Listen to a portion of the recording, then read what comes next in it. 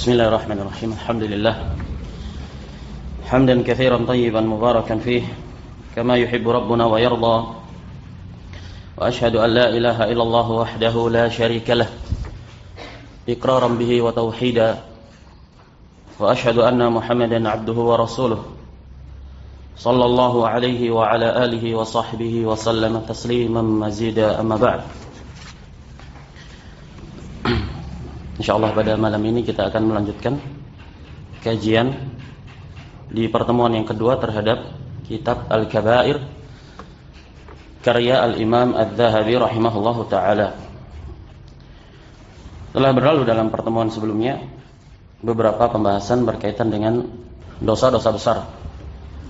Dan di sana disebutkan dosa-dosa besar yang membinasakan. Apa saja dosa-dosa besar yang membinasakan? Siapa yang punya jawaban? Abu Salman, tafadhal.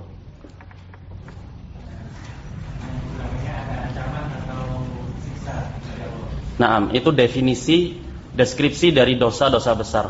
Tapi di sana ada hadis khusus yang menjelaskan dosa-dosa besar al-mubiqat, yang membinasakan. Siapa yang bisa jawab? Antum. Al-isyraku billah. Yang pertama adalah kesyirikan kepada Allah Subhanahu wa taala. Al-uququl walidain, durhaka kepada kedua orang tua. Berikutnya, yang ketiga, as-sihr, sihir, na'am. Yang keempat, qauluz zur. Baik, yang kelima, ya sama. Memakan harta anak yatim. Terus apa lagi? Riba enggak termasuk. 7 dosa besar yang membinasakan. Ijtanibu as-sab'a al-mubiqat. Sudah dijawab. Qauluz zur, persaksian dusta. Sudah dijawab. Zina. Naam, zina. Kemudian tinggal satu. Qatlun nafs, membunuh jiwa tanpa hak.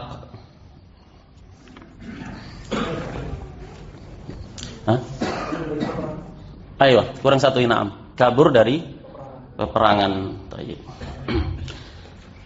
Apa kriteria dosa yang teranggap sebagai dosa besar? Sudah dijawab oleh Abu Salman. Apa Abu Salman? Kriteria dosa sebagai dosa besar tadi yang antum jawab?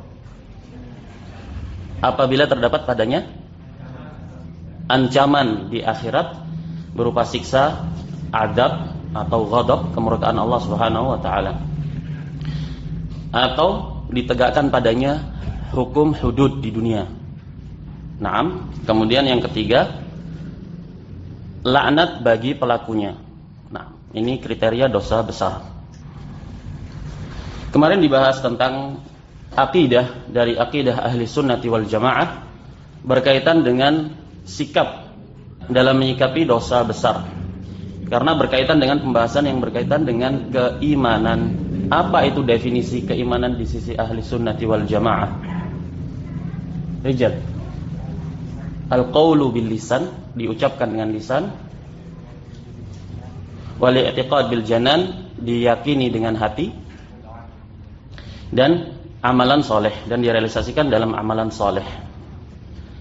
Kemudian dijelaskan di pertemuan sebelumnya bahwasanya ada 2 sekte yang menyimpang dalam permasalahan keimanan dan menyikapi dosa-dosa besar, menyempal dari akidah ahli sunnati wal jamaah. Abawis. Nah, yang pertama adalah al-wa'idiyah, dan al-wa'idiyah terbagi menjadi 2, al-khawarij dan al-mu'tazilah. Nah, kenapa dinamakan wa'idiyah? Karena mereka menetapkan bahwasanya nusus atau dalil-dalil yang berkaitan dengan wa'id, ancaman, wajib bagi Allah untuk merealisasikannya di sisi mereka. Dan mereka terbagi 2, al-khawarij dan al-mu'tazilah. Kelompok yang menyempal satunya juga apa? Al-murji'ah. Al-murji'ah mereka kebalikan dari al-wa'idiyah. mengeluarkan definisi amal dari konsep keimanan. Disebutkan bahwasanya ada sisi kesamaan antara akidah ahli sunnati wal jamaah dan al-khawarij dalam permasalahan iman. Di permasalahan apa? Di permasalahan amal, bahwasanya amal itu adalah satu kesatuan yang tidak bisa dipisahkan dari keutuhan iman. Tapi perbedaannya di mana?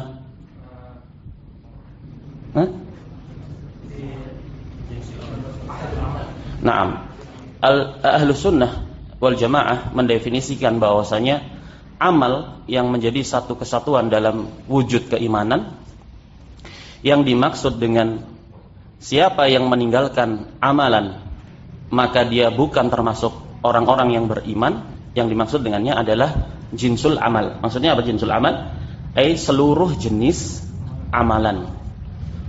Tapi al-khawarij mereka mendefinisikan amalan yaitu ahadul a'mal, satuan dari jenis-jenis amal, satuan, bagian-bagian dari amal. Siapa saja yang menyelisihi satu jenis amalan, misalkan meninggalkan haji,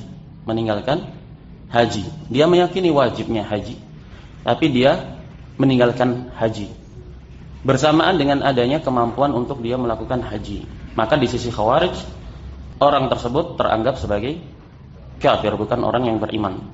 Ini perbedaan mendasar antara akidah ahli sunnati wal jamaah dan al-khawarij. Jadi jangan sampai kita terkesima, tertipu. Masya Allah, al-khawarij ternyata dalam permasalahan iman juga mengimani bahwasanya iman itu ucapan dan keyakinan serta amalan. Jangan kita terkecoh, karena amalan yang dimaksud oleh mereka adalah ahadul amal, satuan dari amal. Siapa saja yang meninggalkan salah satu dari amal, maka dia teranggap keluar dari Islam. Sebaliknya al-murji'ah mengeluarkan definisi amal dari iman. Kemarin disebutkan terbagi berapa al-murji'ah? Disebutkan atau tidak? 4. Apa saja? Tanpa disebutkan. Naam. Al-murji'ah terbagi 4. Yang pertama al-murji'ah al-jahmiyah, dan ini akidah dari Jaham bin Safwan, gembong dari kelompok al-jahmiyah. Dia meyakini bahwasanya iman itu apa? Iman itu adalah ma'rifah. Iman itu cukup kamu mengenal bahwasanya Allah lah Rabbul Alamin. Tidak perlu kamu ucapkan, kamu nyatakan, kamu yakini, ataupun kamu amalkan. Yang penting kamu tahu saja bahwasanya Allah itu Rabbul Alamin, maka kamu adalah seorang yang beriman dengan iman yang sempurna. Konsekuensi dari pemikiran ini berarti iblis adalah ahlul iman, karena iblis mengetahui Allah Subhanahu wa taala sebagai Rabbul Alamin, tidak mengingkari iblis bahwasanya Allah taala itu adalah Rabbul Alamin. Ini kelompok Jahmiyah. Yang kedua, apa yang dinamakan dengan Murji'ah Karramiyah. Keyakinan dari akidah Murji'ah Karramiyah, iman itu apa? Iman itu diejawantahkan, diwujudkan, dimanifestasikan dalam sebuah ucapan.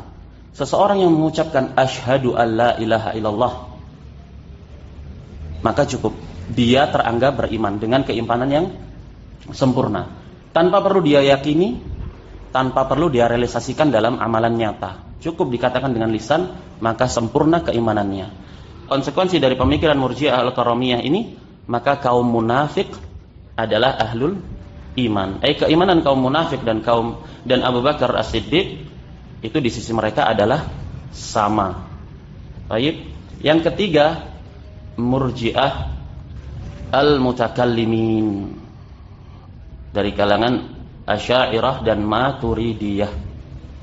Di sisi mereka iman itu apa? Iman itu cukup kamu yakini di dalam hati bahwasanya la ilaha illallah Muhammad Rasulullah. Kalau kamu yakini itu tanpa perlu kamu nyatakan dengan lisanmu, tanpa perlu kamu realisasikan dalam amalan nyata, maka sejatinya kamu adalah seorang mukmin yang sempurna keimanannya. Karena yang menjadi tolak ukur bagi mereka katanya yang penting amalan hati. Adapun ucapan realisasi dalam bentuk amalan, ini sifatnya pelengkap saja. Di sisi Murji'ah, Ahlul Kalam dari kalangan Asy'ariyah dan Maturidiyah. Yang terakhir, yang keempat, Murji'atul Fuqaha. Murji'atul Fuqaha, kenapa dinisbahkan kepada fuqaha? Karena pemikiran ini pertama dicetuskan muncul dari mereka yang menisbahkan diri ke dalam fikih. Naam, yaitu Hamad bin Sulaiman, guru besar dari Abu Hanifah, Imam Abu Hanifah. Di sisi mereka, iman itu apa? Iman itu adalah ucapan dengan lisan dan keyakinan di dalam hati. Mereka mengeluarkan konsep amal dari keutuhan iman. Maksudnya apa? Amal itu sebagai penyempurna iman saja.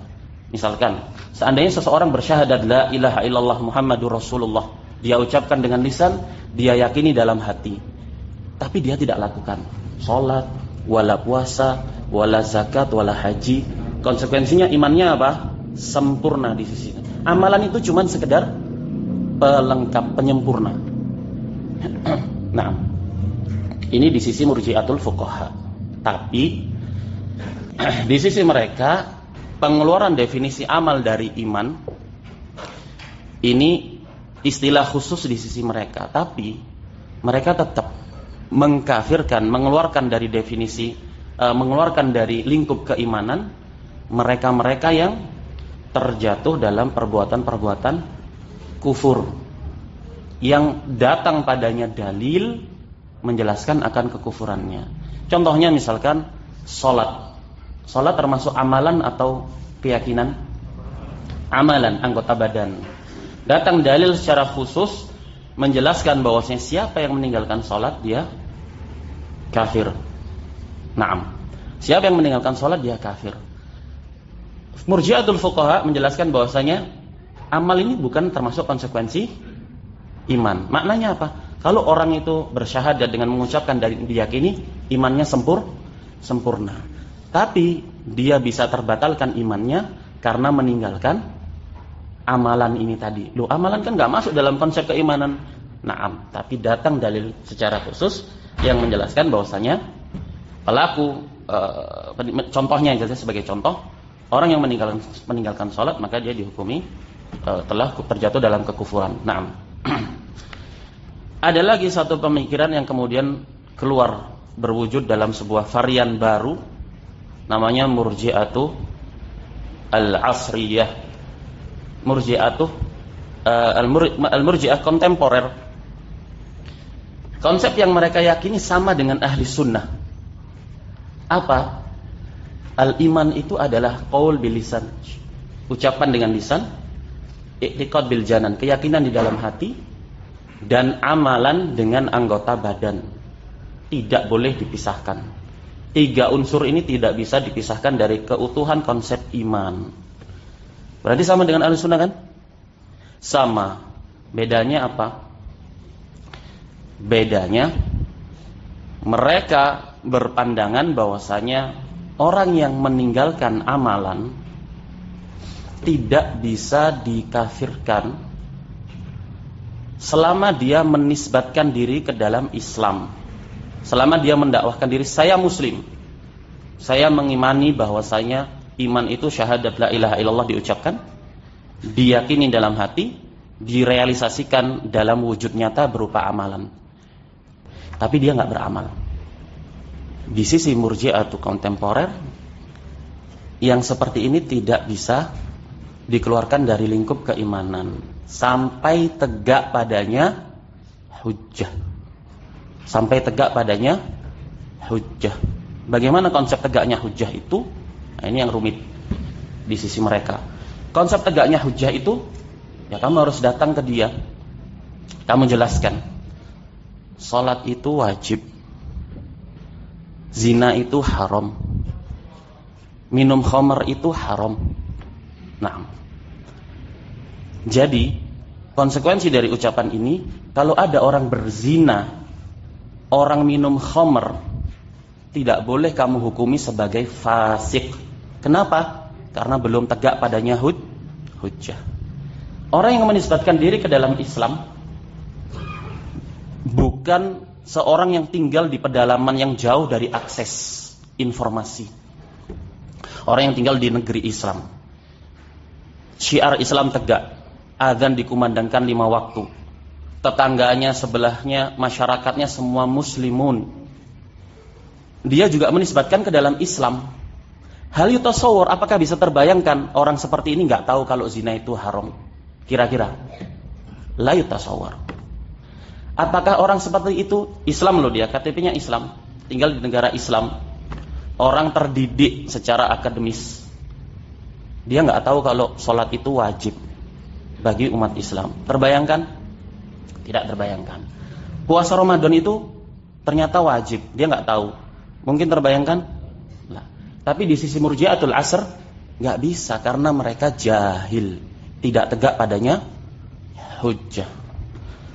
Lantas apa artinya Allah Subhanahu wa taala memerintahkan kita untuk berilmu? Fa'lam annahu la ilaha illallah. Ketahuilah, carilah tahu, pelajarilah, ilmuilah bahwasanya la ilaha illallah, tidak ada ilah yang berhak untuk diibadahi kecuali Allah Subhanahu wa taala.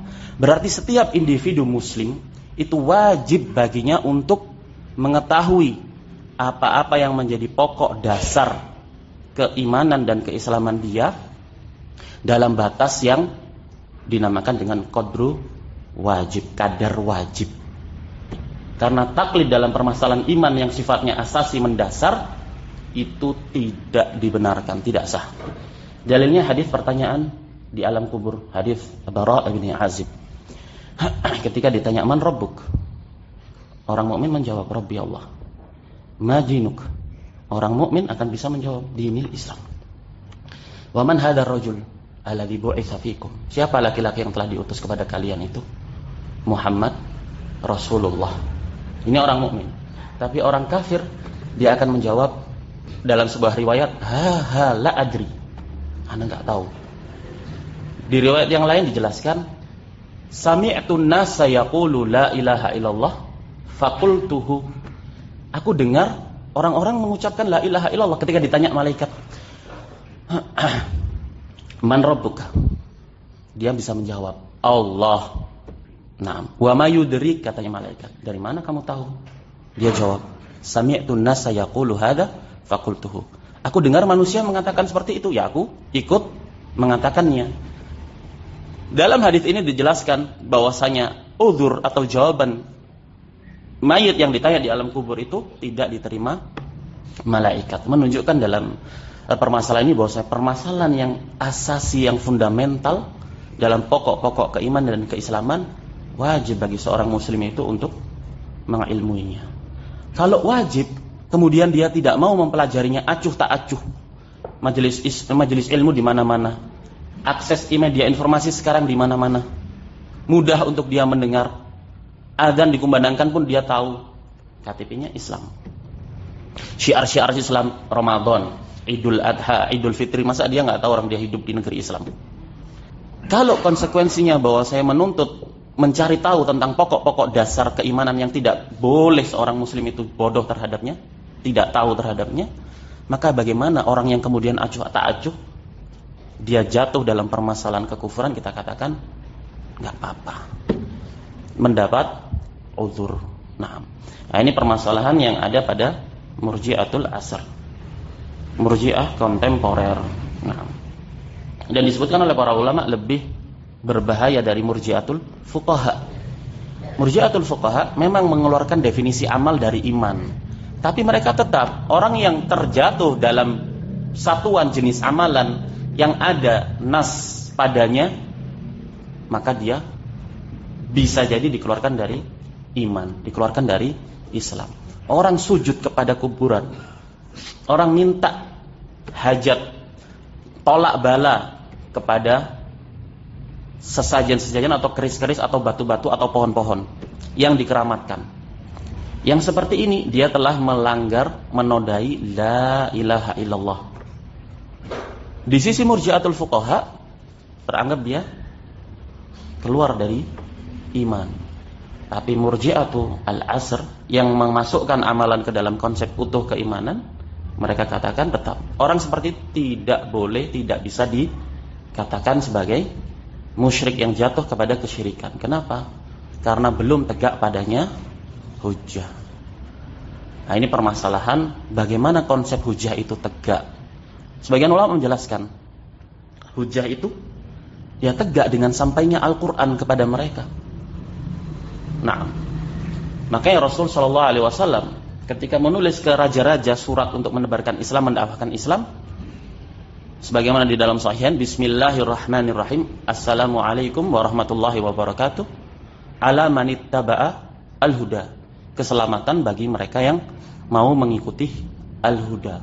Kemudian dikatakan dalam surat-surat itu, aslim taslam, masuk Islamlah engkau maka engkau akan selamat. Dengan itu tegak padanya hujjah. Lah ini orang Islam kan dia tahu konsekuensi dari syahadat, harusnya dia tahu. Nah, ini permasalahan dari akidah Murji'ah. Baik. Kita masuk dalam al-kabiratul ula, dosa besar yang pertama. Al-kabiratul ula, asyirku billahi ta'ala, wa huwa an taj'ala lillahi niddan, wa huwa khalaqaka wa ta'budu ma'ahu ghayrahu min hajarin aw basharin aw shamsin aw qamarin aw nabiyyin aw shaykhin aw jinniyyin aw najmin aw malakin aw ghairi dhalik. Naam. Al-Imam Adz-Dzahabi rahimahullah menjelaskan al-kabiratul ula, jenis dosa-dosa besar yang pertama adalah asyirku billahi ta'ala, kesyirikan kepada Allah subhanahu wa ta'ala. Apa itu definisi dari kesyirikan? Wa huwa an taj'ala lillahi niddan wa huwa khalaqaka. Syirik itu adalah engkau jadikan bagi Allah tandingan, sekutu, serikat dalam hak ibadah, dalam keadaan dialah yang telah menciptakan kamu. Kamu yakini, tidak mungkin kamu ingkari kalau Allah lah pencipta alam semesta.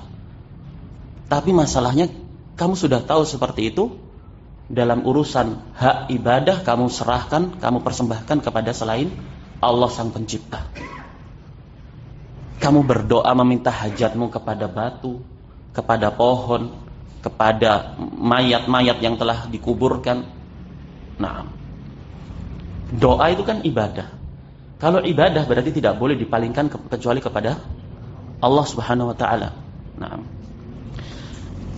wa ta'budu ma'ahu ghairahu. Ini definisi kesyirikan. Apa itu kesyirikan? An ta'buda, kamu mengibadahi, kamu menyembah, atau dalam makna yang lebih jelas lagi, kamu memberikan hak ibadah ma'ahu, ay bersama dengan Allah Subhanahu wa taala, ghairahu, selainnya. Maknanya seseorang juga beribadah kepada Allah. Dia ibadahi Allah. Tapi dalam momen-momen tertentu, dalam permasalahan-permasalahan tertentu, sikon-sikon tertentu, dia juga beribadah kepada selain Allah.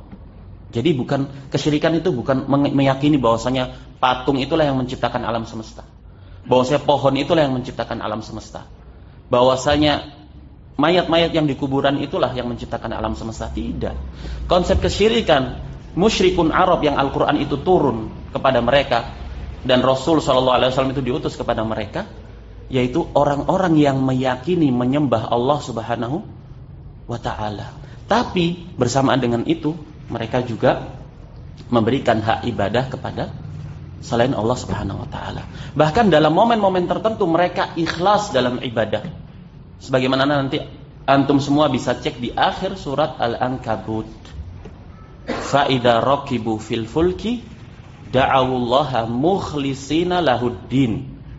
Kalau mereka naik bahtera, perahu, kapal, kemudian dilanda badai, Allah persaksikan dari atas arsy-Nya. Fa idza raqibu fil fulki da'awullaha, mereka itu berdoa, memohon keselamatan kepada Allah Subhanahu wa taala. Kemudian dijelaskan bagaimana konsep tata cara memohon itu, mukhlisina lahuddin. Dalam ilmu nahwu ini hal, keadaan doa mereka itu kepada Allah mukhlisina lahuddin, ikhlas. memurnikan doa itu hanya untuk Allah. Benar-benar ketergantungan jiwa raga dia dalam kondisi seperti itu, digulung ombak di tengah lautan, dia tahu tidak ada yang bisa menyelamatkan kecuali Allah. Mukhlis, dia ikhlas lillah.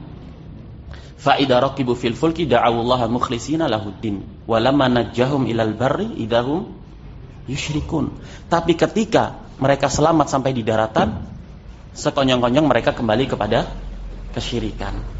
Syahidnya yang akan kita bahas di sini, ternyata orang-orang musyrik itu juga berdoa kepada Allah, dan yang mempersaksikan langsung adalah Allah Subhanahu wa taala.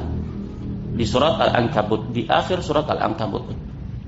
Kemudian Allah juga tegaskan di surat Yunus di ayat yang ke-31, "Qul may yarzuqukum minas sama'i amma yamliku sam'a wal absara wa may yukhrijul hayya minal mayyit wa may yukhrijul mayyita minal hayy wa may yudabbirul amr."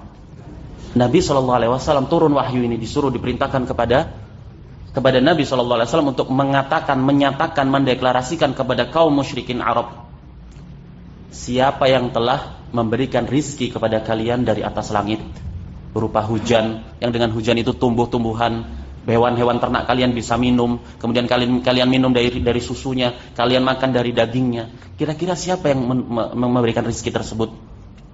Siapa yang menciptakan pendengaran pada kalian, menciptakan penglihatan pada kalian? Siapa yang mengeluarkan yang hidup dari yang mati dari yang hidup? Siapa yang mengatur segala tatanan alam semesta? Di surat Yunus 31. Allah persaksikan dari atas arsy, fasayaqulunallah, niscaya mereka akan menjawab Allah.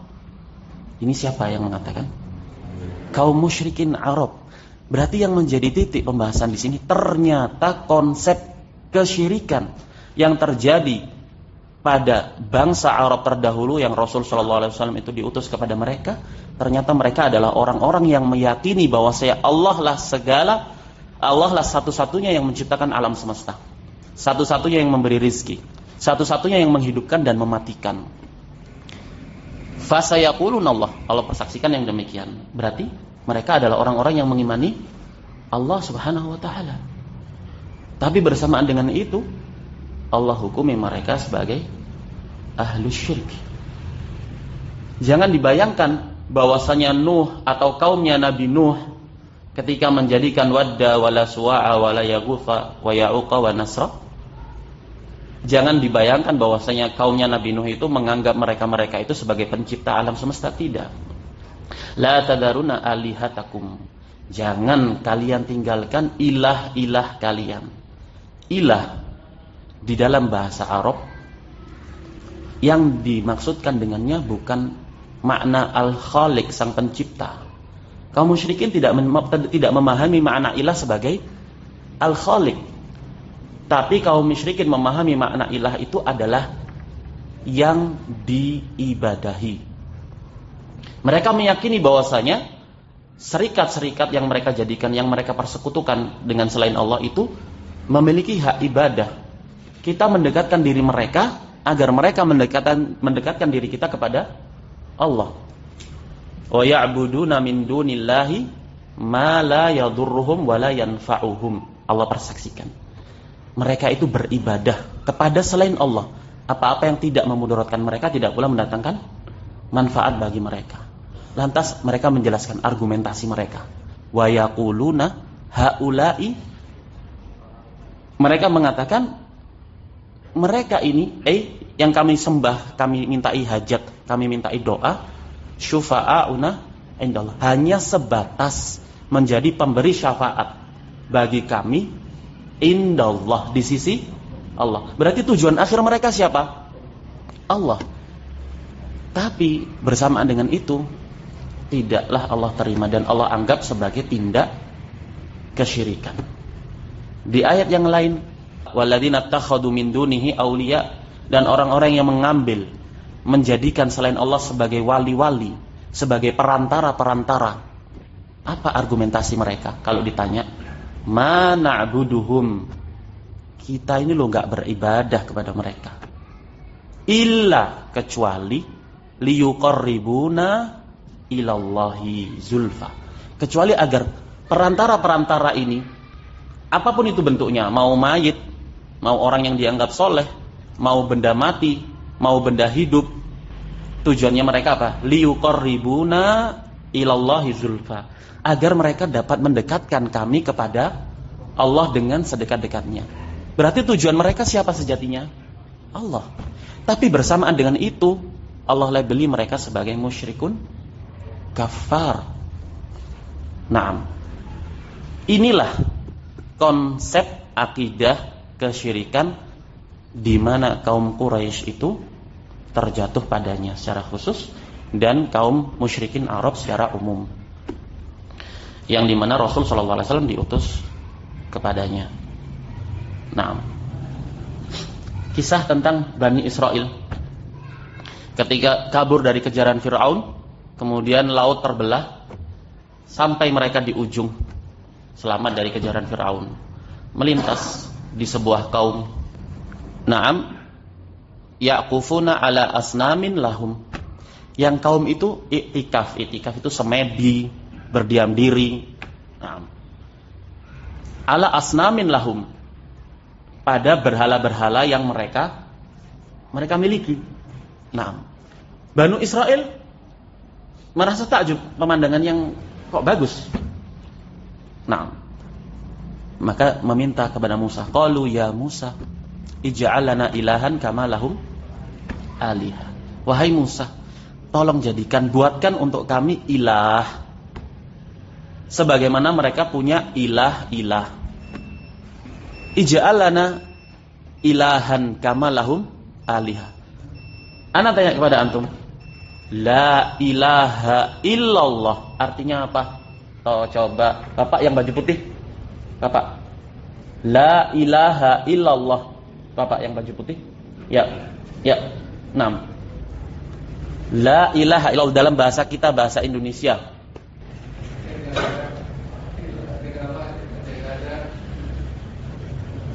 No. Tidak ada ilah yang berhak disembah selain Allah. Kalau keumuman kita menerjemahkannya gimana? Masyarakat umum. Tidak ada Tuhan selain Allah. Kalau didefinisikan lagi, Tuhan itu apa? Apa jawabannya kira-kira? Yang menciptakan alam semesta. Kembali lagi ke makna ilah di dalam Al-Quran. Semua makna ilah di dalam Al-Quran yang dimaukan bukan maksudnya adalah sang pencipta. Naam, Allah sang pencipta.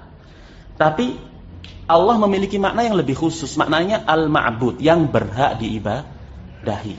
Ketika mereka mengatakan, ya Musa, Banu Israel, qalu ya Musa ij'al lana ilahan kama lahum alihah. Bani Israel itu tahu enggak bahwasanya Allah itulah Rabbul Alamin? Tahu. Enggak bisa dibayangkan. Banu Israel minta ke Musa, wahai Musa, tolong buatkan bagi kita sang pencipta alam semesta sebagaimana mereka memiliki sang pencipta alam semesta. Enggak mungkin. Menunjukkan bahwa ilah itu dipahami sebagai al-ma'bud. Yang dimaukan oleh Bani Israel, jadikanlah kami ini ilah-ilah, suatu perantara-perantara yang melalui perantara itulah kami bisa berwasilah mendekatkan diri kepada Allah. Katanya Musa, innakum qaumun tajhalun. Kalian itu memang kaum yang jahil, yang bodoh. Nah, begitu pula Ibrahim. Apa bapaknya Ibrahim? Azar. Kerjaannya membuat patung. Apakah terbayangkan batu dia pahat sedemikian rupa dijadikan sebagai ilah? Apakah maksudnya itu bahwasanya bapaknya Ibrahim dan kaumnya itu meyakini bahwa ya batu ini yang menciptakan anak, batu ini yang menciptakan saya? Nggak mungkin orang dia wujudnya tadi batu dipahat-pahat sendiri. Nggak sebodoh itu gitu loh. Rasionalnya mereka itu nggak sefatal itu. Tapi yang dimaksudkan oleh Al-Quran adalah ilah itu maknanya ma'bud. Kita persembahkan kepada batu ini sesajen, karena dalam batu ini menjelma roh-roh orang-orang suci, roh-roh suci. Nah, sehingga melalui itulah mereka bisa menyampaikan hajat kita kepada Allah. Jadi kaumnya Ibrahim ini adalah kaum yang beribadah kepada Allah. Tapi bersamaan dengan itu mereka juga melakukan kesyirikan. Maka teranggap sebagai kesyirikan. Taib. Sedikit lagi. Jadi konsep makna kesyirikan itu anta buda ma'ahu ghairahu. Kamu beribadah kepada Allah, tapi juga kamu beribadah kepada selain. Kira-kira bagaimana dengan orang yang memang nggak beribadah kepada Allah? Memang nggak meyakini dari orang-orang yang menyembah. Naam. Kira-kira, ya dia nggak meyakini sama sekali Allah, tidak pula para nabi. Ya jauh berarti lebih kufur. Naam. Jadi ada perbedaan antara kafir dan musyrik, kufur dan syirik. Kalau syirik pasti kufur. Tapi kalau kufur belum tentu syirik. Iblis itu kafir, tapi dia bukan musyrik. Orang dia iblis pernah di surga. Iblis yakin, benar-benar yakin bahwa Allah itu yang menciptakan dia. Tahu. Iblis nggak mungkin mau beribadah sama siapa iblis, orang dia iblis. Naam. Ini konsep kesyirikan.